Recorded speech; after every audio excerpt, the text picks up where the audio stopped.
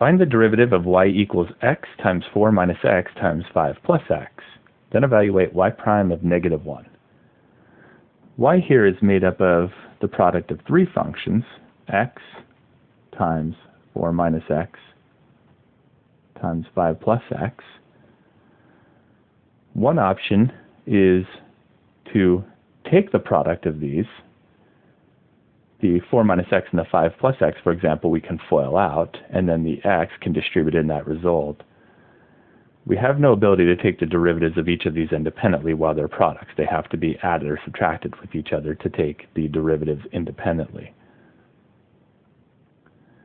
But if we FOIL out the 4 minus x and the 5 plus x first, 4 times 5 will give us a 20.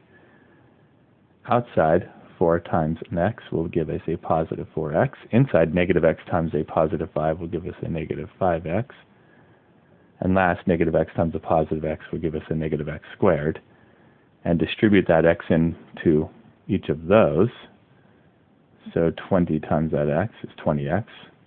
4x times that x is 4x squared. Negative 5x times that x will be negative 5x squared. And negative x squared times that x will be negative x cubed. There are two terms that can combine. The second and third terms are the same power, so let's combine those together. 4 minus 5 is negative 1 x squared, and then we also have a negative 1 x cubed. And by doing this, we now can take the derivative of each term independently and just subtract them, since each of the terms are subtracting each other now, instead of a product like they were at the beginning. So now let's find y prime, which can also be written as dy dx. The first term is a constant times x. The derivative of that is just a constant, 20.